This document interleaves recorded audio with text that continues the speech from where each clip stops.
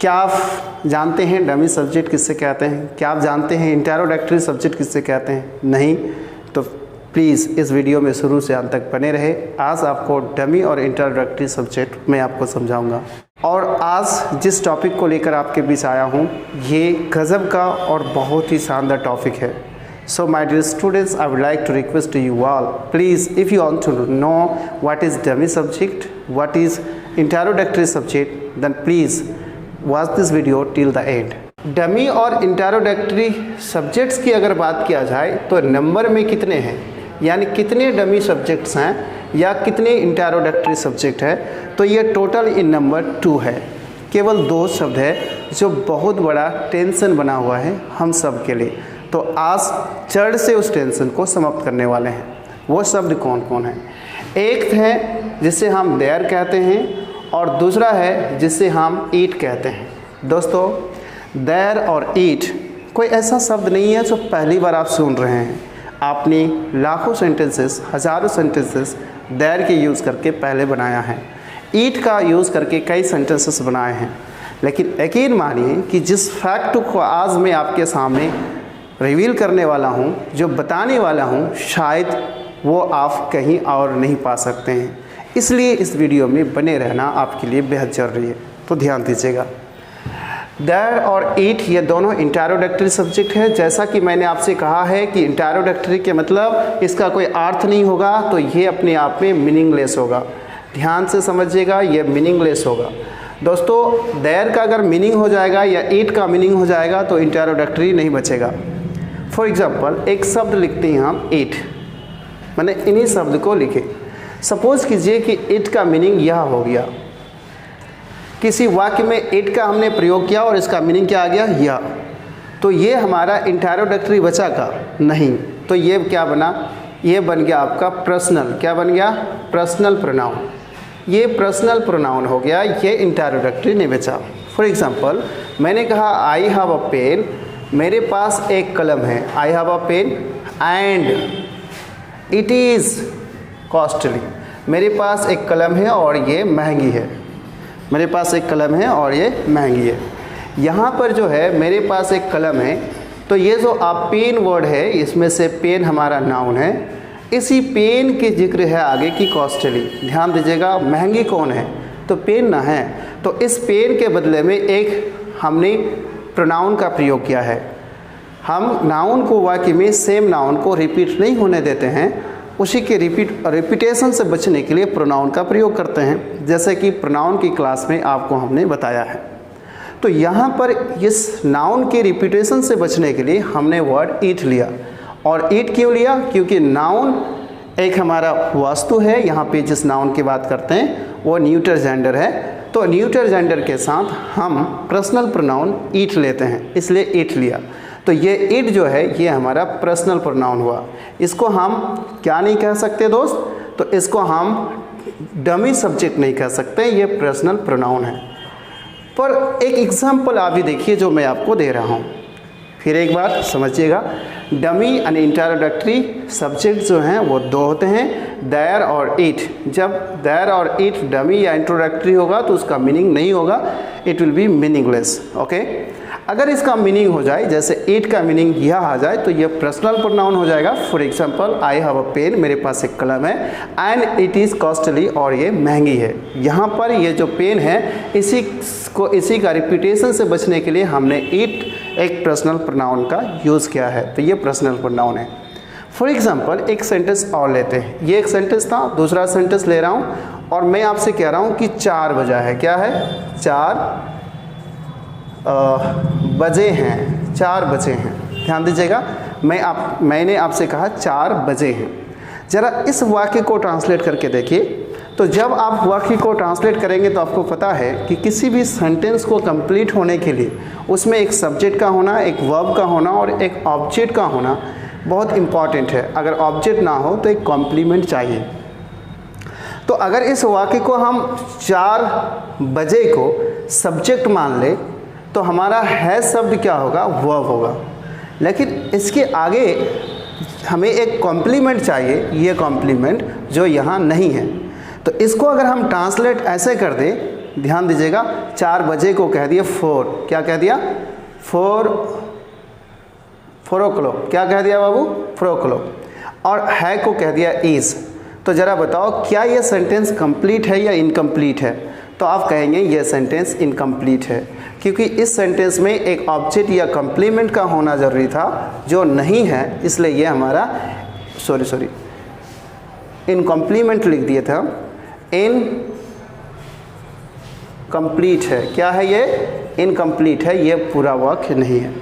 अब इस वाक्य को पूरा करना है, तो जब इस वाक्य को पूरा करना है तो हमें यहाँ कमी किस चीज़ की है? कॉम्प्लीमेंट की। तो कोई एक कॉम्प्लीमेंट लगा लेंगे। तो ध्यान दीजिएगा दोस्त, यहाँ पे जो फैक्ट मैं बता रहा हूँ ना, इस फैक्ट को जानने के लोग परेशान होते हैं पर नहीं जान पाते, क्योंकि बताने वाले कोई नहीं होते हैं। आज आपको हम बता रहे हैं, ध्यान दीजिएगा। हमें सब्जेक्ट की कमी नहीं है, सब्जेक्ट तो है मेरे पास, कमी किस चीज़ की है? कॉम्प्लीमेंट की। लेकिन यहाँ पढ़ाया क्या जा रहा है? Dummy subjects. क्या पढ़ाया जा रहा है? इंटरोडक्टरी सब्जेक्ट्स। हमें पढ़ाना क्या चाहिए था? डमी या इंटरोडक्टरी कॉम्प्लीमेंट, लेकिन पढ़ाया जा रहा सब्जेक्ट। तो दोस्तों ऐसा क्यों होता है, इसके पीछे की राज और रहस्य को समझते हैं। इसके पीछे एक सिंपल राज है दोस्तों। कॉम्प्लीमेंट का मतलब क्या है? ध्यान दीजिएगा, कॉम्प्लीमेंट का मतलब क्या है? अगर मैं आपसे कहूँ कॉम्प्लीमेंट का हिंदी मीनिंग क्या है, तो आप कहेंगे कि कॉम्प्लीमेंट मतलब होता है पूरक। क्या होना? पूरक। तो किसी चीज़ में कमी है, जैसे सपोज कीजिए कि मैंने एक सेंटेंस लिया सी इज़ और इतना छोड़ दिया। मैंने कहा कि मेरी एक स्टूडेंट है और वाह एंड सी इज़ और इतना कह के छोड़ दिया। तो आप समझ नहीं पा रहे हैं कि मैं उस लड़की के बारे में, उस स्टूडेंट के बारे में क्या कहना चाहता हूँ। तो आप पूछिएगा सर क्या सी इज़, वाह है, क्या है? तो यहाँ पर जो है ना, यह सेंटेंस इनकम्प्लीट है। मैंने एक वर्ड लगा दिया ब्यूटीफुल, तो आपने कहा ओह वो सुंदर है, इतनी सी बात। तो पहले क्यों नहीं बोल दी? बोल देते से इज़ ब्यूटीफुल, वह सुंदर है। यहाँ जैसे ब्यूटीफुल वर्ड लगाए तो वाक्य का मीनिंग क्लियर हो गया। तो अर्थात इसी शब्द को कहा जाता है कॉम्प्लीमेंट, यानी कॉम्प्लीमेंट का हिंदी होता है पूरक। जो वाक्य में कमी है उस कमी को पूरा करने के लिए जिस शब्द का प्रयोग करेंगे वो कॉम्प्लीमेंट होगा। ध्यान दीजिएगा, अगर ब्यूटीफुल का कोई मीनिंग नहीं होता तो क्या ये सेंटेंस कंप्लीट होता? कतई नहीं होता, क्योंकि यहाँ पे मीनिंग होगा तभी तो कॉम्प्लीमेंट होगा ना, तभी ना सेंटेंस का अर्थ क्लियर होगा। तो कॉम्प्लीमेंट मीनिंगलेस नहीं हो सकता। ध्यान दीजिएगा, आपसे कहा गया है 4 बजे हैं, 4 बजे हैं, तो आप 4 बजे हैं का ही इंग्लिश बनाइएगा कि कुछ ज़्यादा बना दीजिएगा। तो 4 बजे ही का ही बनाना है, तो आप कॉम्प्लीमेंट के रूप में कोई एक्स्ट्रा वर्ड लेना पड़ेगा, तो उसका एक एक्स्ट्रा मीनिंग आ जाएगा। इसलिए हम डमी कॉम्प्लीमेंट नहीं ले सकते हैं, ये फैक्ट है। इसीलिए राइटरों ने क्या किया, जो हमारा सब्जेक्ट था उस सब्जेक्ट को ही कॉम्प्लीमेंट बना लिया, और डमी सब्जेक्ट चूँकि पॉसिबल है इसलिए इस सब्जेक्ट को कॉम्प्लीमेंट बनाया, और जिस कॉम्प्लीमेंट की कमी थी उसको सब्जेक्ट देके पूरा किया। कैसे? देखो, इस सेंटेंस को ये बनाएगा इट। क्या बना देगा? जैसे यहाँ पे बनाते हैं it, it is 4 o'clock, it is 4 o'clock, it is 4 o'clock, 4 बजे हैं, तो अब हो गया इट इज़ 4 o'clock। अब इस इट का कोई मीनिंग नहीं है। देखिए, इस इट का मीनिंग है बट इस इट का कोई मीनिंग नहीं है। इट इज़ 4 o'clock, इसका हिंदी मीनिंग क्या होगा? 4 बजे हैं। इस इट का मीनिंग यह नहीं है। अगर इस इट का मीनिंग यह हो जाता तो फिर ये पर्सनल प्रोनाउन हो जाता, और इसका मीनिंग यह नहीं हो सकता। इसलिए ये क्या है हमारा? फिर एक बार बोलिए क्या है ये? तो ये हमारा इंटरोडक्टरी सब्जेक्ट। तो इंटरोडक्टरी सब्जेक्ट कौन हो सकते हैं? देयर या ये इट। और ये सब्जेक्ट दरअसल पहले कॉम्प्लीमेंट की जगह पे आना चाहिए था उसको, लेकिन कॉम्प्लीमेंट मीनिंगलेस नहीं हो सकता है, इसलिए हम लोग मीनिंगलेस सब्जेक्ट हो सकता है, इसीलिए इसको हम लोग बना दिए introductory subject. Is it clear? Very good. अब इसे हम मिटाते हैं और एक कदम आगे बढ़ते हैं। देयर की कॉन्सेप्ट को, देयर से रिलेटेड एक सेंटेंस बनाते हैं, उसके बाद देयर और इट में डिफरेंसेस आपको बताएंगे, और फिर कैसे आप लाखों सेंटेंसेस बना सकते हैं, इसके मदद से हम उस पर चर्चा करेंगे। दोस्तों यदि आपको मेरा क्लास, मेरा समझाने का, पढ़ाने का तरीका पसंद हो तो प्लीज़ ऑफलाइन बैच के लिए आए। यदि आप कटिहार से हैं तो आप रामपुरा चौक पेट्रोल पंप बहुत ज़्यादा दूर नहीं है आपके लिए, आप आ सकते हैं और आकर ऑफलाइन बैच ज्वाइन कर सकते हैं। मैं क्लास 12 क्लास के बच्चे जो 2023 में एग्ज़ाम देना चाहते हैं, अपीयर होना चाहते हैं, उन बच्चों के लिए एक स्पेशल बैच स्टार्ट करने जा रहा हूं। आप उस बैच के लिए इंक्वायरी कर सकते हैं, आके आप टाइम और सारी चीज़ें पता कर सकते हैं। आइए, तो अब हम जो नेक्स्ट बात करते हैं वो क्या है। जैसे एक सेंटेंस लिया, एक राजा है, क्या कहा, एक राजा है, या उतना कुछ नहीं कहो, सिर्फ कह दो पानी है। क्या कहा, पानी है। अब ध्यान दो, पानी है। इस वाक्य को अगर हम देखें तो पानी को अगर हम सब्जेक्ट बना ले तो है हमारा वर्ब होगा, फिर सब्जेक्ट वर्ब है और कॉम्प्लीमेंट नहीं है तो फिर क्या हो जाएगा, हमारा सेंटेंस इनकम्प्लीट। इसीलिए इस सब्जेक्ट को हम कॉम्प्लीमेंट बना लेंगे और एक इंटरोडक्टरी सब्जेक्ट लगा लेंगे। समस्या यहाँ है कि किसी ने लगा दिया इट इज़ वाटर और किसी ने लगा दिया there is water, there is water. अब जब एक शिक्षक से पूछा गया, sir which one is correct, it is water और देयर इज़ वाटर, तो शिक्षक ने कहा, अ टीचर सेड, ये गलत है, this is wrong and this is correct. But my question is why and how, क्यों और कैसे। ये गलत है, सही बात है, ये सही है, ये भी सही बात है, पर ये गलत क्यों और ये सही किसे, कैसे, इसकी फैक्ट को जानना बहुत बेहद ज़रूरी है। तो इसकी फैक्ट को हम बताएंगे। फिलहाल आप इतना समझिए, देयर इज़ वाटर। इस वाक्य में पानी है में इस देयर का कोई मीनिंग नहीं है, ये मीनिंगलेस है। क्या है, मीनिंगलेस है, और ये मीनिंगलेस होने के कारण ये हमारा क्या बन गया, इंटरोडक्टरी सब्जेक्ट हो गया। Is it clear.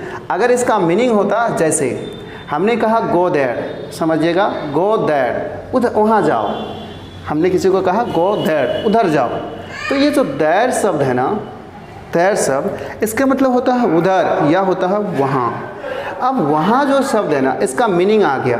जैसे ये मीनिंग आ गया तो किसी प्लेस को ये रिप्रेजेंट करता है, इसलिए एडवर्ब ऑफ प्लेस हो जाएगा।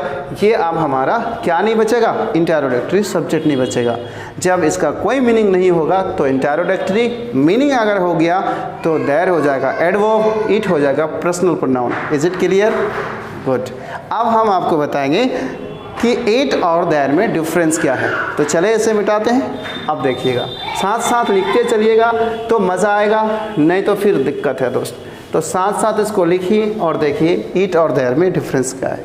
कैसे आप समझ सकते हैं कि कहाँ इट और कहाँ देयर। तो अगर हम देयर और इट में देखें, देयर वर्सेस इट ले और दोनों में डिफरेंस देखें तो क्या हो सकता है। तो इसके डिफरेंसेस को जानने से पहले एक कॉन्सेप्ट और लीजिए। आप एक सेंटेंस लिखते हैं, ध्यान दीजिएगा आप, और फिर इसके उस कॉन्सेप्ट में इसके डिफरेंस होने का भी राज और फैक्ट छिपा हुआ होगा।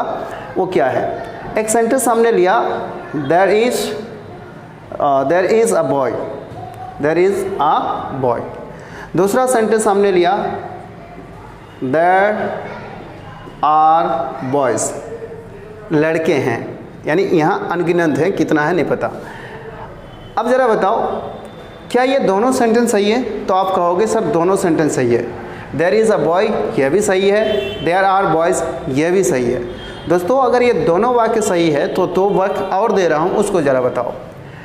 अगर मैं आपसे कहूँ she has a boyfriend, she has a boyfriend, और वी हैव अ बॉयफ्रेंड, और वी हैव अ बॉयफ्रेंड।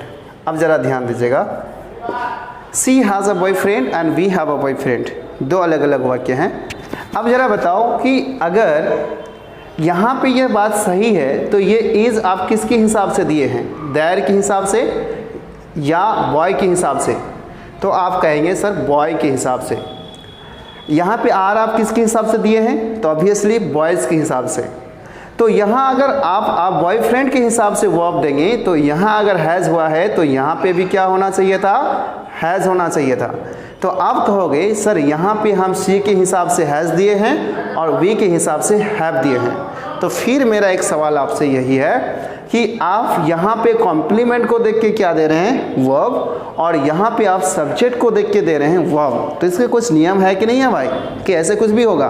तो ध्यान दीजिएगा, जनरली हम सब्जेक्ट को फॉलो करके वर्ब को फिलअप करते हैं, बट जब हम इंटरोडक्टरी सब्जेक्ट का प्रयोग कर रहे होते हैं तो दरअसल इंटरोडक्टरी सब्जेक्ट में इंटरोडक्टरी सब्जेक्ट क्यों लाए हम? चूँकि वाक्य में कंप्लीमेंट की कमी थी और हमें कंप्लीमेंट को ऐसा मिलने रहा था जो मीनिंगलेस हो, इसलिए मजबूरन इंटरोडक्टरी सब्जेक्ट्स को लेना पड़ा है। तो ये मीनिंगलेस है, इसके कोई अर्थ नहीं, तो ये ना तो सिंगुलर या प्लूरल माना जाएगा, ये चूँकि ये अर्थहीन है, इसकी कोई अर्थ नहीं, इसीलिए हम इसके हिसाब से ही वर्ब को फिलअप करते हैं, क्योंकि किसी ज़माने में यही वर्ब था, सब्जेक्ट था। और कभी बोलते हैं ना, जैसे सास भी कभी बहू थी, वही वाला हाल, ये पहले सब्जेक्ट था, इसीलिए इसी के हिसाब से वर्ब डालना है। Is it clear? अब एक चीज़ और समझ लीजिए, जो देयर वाले कॉम्प्लीमेंट हैं यह सिंगुलर प्लूरल दोनों हो सकते हैं, यानी कि जिस नाउन के पहले, यानी जिस वाक्य में आप देयर सब्जेक्ट इंट्रोडक्टरी सब्जेक्ट लगा रहे हैं, देख लीजिए उस वाक्य का अगर कॉम्प्लीमेंट सिंगुलर और प्लूरल होने की पॉसिबिलिटीज़ रखती हो कि सिंगुलर भी हो सकता है, प्लूरल भी। जैसे यहाँ आप बॉयज़ सिंगुलर है, बॉयज़ प्लूरल है, तो अगर इस कॉम्प्लीमेंट के सिंगुलर प्लूरल होने की पॉसिबिलिटीज़ हो तो उसका सब्जेक्ट इंट्रोडक्टरी देयर होगा, इट नहीं हो सकता, क्योंकि it is always singular, it is always singular. एक फैक्ट तो आपको समझ में आया। दूसरा, और बिल्कुल देहाती सोच के साथ, बहुत सिंपल सोच के साथ बताएंगे, इसे मिटा दो, गुड। अब आते हैं नेक्स्ट, इस टर्म को समझने की प्रयास करते हैं। दोस्तों देखो क्या है, सपोज कीजिए कि पानी है, पानी है का इंग्लिश किसी ने बना दिया इट इज़ वाटर।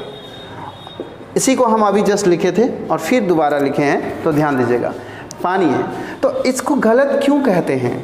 गलत इसलिए कह रहे हैं क्योंकि पानी है को अगर बना लेते हैं इट इज़ वाटर, तो ठीक है, आपको यहाँ पानी है दिख रहा है तो आप इट इज़ वाटर कह दिए, ठीक। लेकिन जब आप हमको कहिएगा जनरली कि सर इट इज़ वाटर का हिंदी क्या होगा, तो हम क्या कहेंगे, यह पानी है। यानी जब आप इस वाटर से पहले जो चीज़ मतलब एग्जिस्ट करती हो, जो कहीं दिखता हो, देखने वाला चीज़ें हो, तो उस चीज़ में ध्यान दीजिएगा, यहाँ पे अगर हम इट लगा देंगे तो इट लगाने से क्या होगा, इसका इट का मीनिंग आ जाएगा यह, क्या हो जाएगा, यह। इट इज़ वाटर मीन्स कि आप यहाँ कहना ये चाह रहे हैं कि यह पानी है, तो यहाँ इट का मीनिंग आ जाएगा, इट का मीनिंग यह आ जाएगा। मान लीजिए आप कह रहे हैं यह पानी है, तो इंग्लिश क्या बनाइएगा, इट इज़ वाटर, इतना बना दीजिएगा, यह पानी है, किसी को दिखा रहे हैं यह पानी है। जैसे अगर मैं आपसे कहूँ कि यह मार्कर है, तो आप कहते हैं दिस इज़ मार्कर, किसी ने कह दिया इट इज़ मार्कर, कह सकता है। तो उसी प्रकार से यहाँ अगर इट लगाइएगा तो इसका मीनिंग यह हो जाएगा, और हम यहाँ यह नहीं कहना चाह रहे हैं, यह पानी है नहीं कहना चाह रहे हैं, केवल कह रहे हैं पानी है, तो हम कहेंगे देयर इज़ वाटर। इट लगाने से इट का मीनिंग आ जाएगा, तो फिर हमारा ये इंट्रोडक्टरी नहीं बचकर पर्सनल प्रोनाउन हो जाएगा, इसलिए यहाँ इट का प्रयोग नहीं कर सकते। It's clear? अगला देखो, अब ज़रा देखो क्या है कि सपोज़ कीजिए कि आपसे कहा गया एक सेंटेंस, और वो सेंटेंस क्या है कि वर्षा हो रही है। देखिएगा, आपसे हमने कहा वर्षा हो रही है, वर्षा हो रही है। अब ज़रा देखो तो वर्षा हो रही है, अगर आपसे हम कह दें there is water, there is water, sorry there is rain, या there is raining, there is raining, यही ना होगा, वर्षा हो रही है तो is raining, there is raining, तो ये सेंटेंस क्या हो जाएगा, गलत हो जाएगा, क्योंकि यहाँ पे हम जो बात कर रहे हैं वो क्या कर रहे हैं, वर्षा हो रही है। यहाँ पे इट अगर लगाते हैं इट इज़ रेनिंग, ध्यान दीजिएगा, इट इज़ रेनिंग, तो ज़रा बताओ क्या यहाँ पे इस इट का मीनिंग यह हो सकता है? कभी आप बोलते हैं यह वर्षा हो रहा है, नहीं बोलते हैं, आप केवल कहते हैं वर्षा हो रही है। तो यहाँ पे यह वर्षा, ऐसा कभी नहीं बोलते हैं, ऐसे कोई पानी को पकड़ के थोड़ा बोलते हैं यह वर्षा हो, नहीं, केवल कह रहे हैं वर्षा हो रही है। तो जहाँ पर यह शब्द का मीनिंग ना आए, यानी जहाँ पर मीनिंग लगाने से भी यह ना आए, वहाँ केवल इट का प्रयोग करते हैं, देयर का नहीं। तो इट इज़ रेनिंग, वर्षा हो रही है, यह सेंटेंस सही है, देयर नहीं। और फिर हमने कहा कि वो चीज़ जो कहीं पर प्रकट होती हुई दिख रहा हो, जो एग्जिस्ट करता हो किसी चीज़ में, उस चीज़ के लिए हम देयर का प्रयोग करते हैं। ना कि एट का।